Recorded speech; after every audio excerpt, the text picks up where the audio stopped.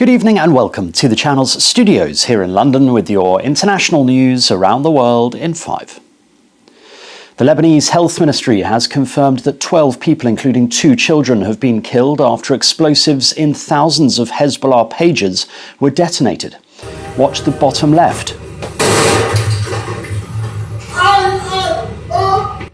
A man's pager exploding in a busy market in the middle of the day. Over 2,750 people were injured in the attack.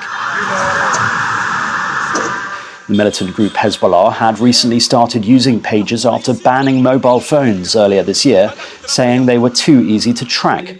The devices seemed to carry a Taiwanese brand, but Taiwanese firm Gold Apollo denies any involvement, saying the pagers were made by a Hungarian firm.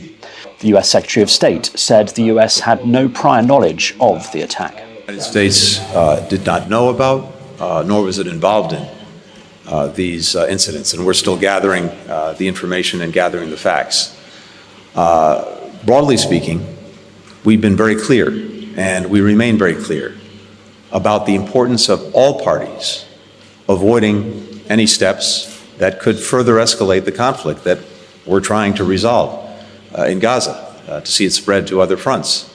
It's clearly not in the interest of anyone involved to see that happen. 13 people have been injured in Russia's Tiva region after a large Ukrainian drone attack sparked a fire there. That's according to the country's health ministry.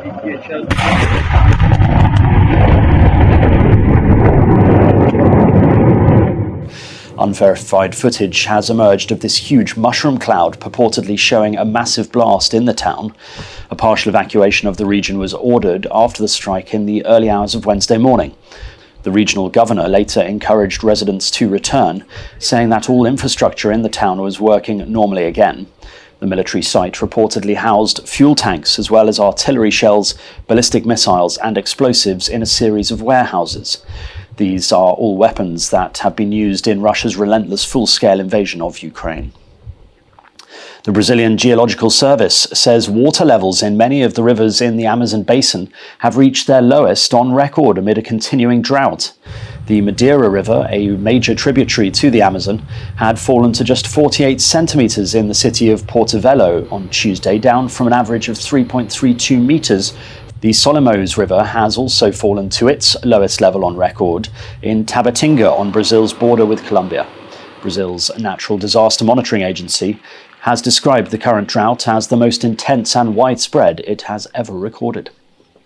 Footage released by the US Coast Guard shows the tail cone of the Titan submersible, which imploded, killing all 5 people inside, on the sea floor.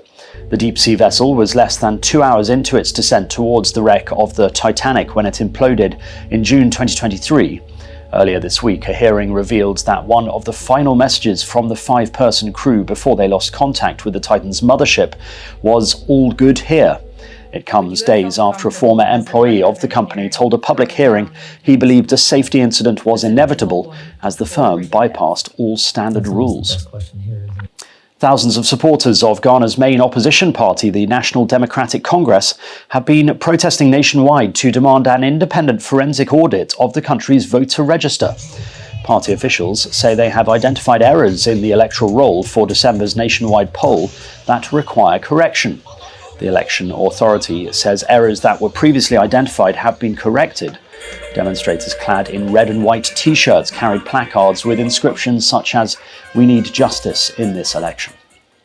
And the 67th Coupe Aeronautique Gordon Bennett has been won by Team Austria 2 aboard their gas balloon before touching down nearly 3 days later across the continent in southern Portugal.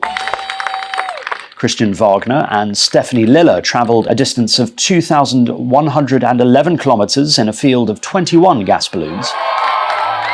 The competition is a long-distance balloon championship where the aim is to travel the furthest possible distance from the launch point. All balloons headed west over Luxembourg and into France, but only a dozen teams flew through a third night, and the contest was hotting up as numerous teams converged on the southern tip of Portugal, where the top 3 finishers all landed there within 110 minutes of each other. And that's your international news around the world in 5. Now back to the channel's studios in Lagos.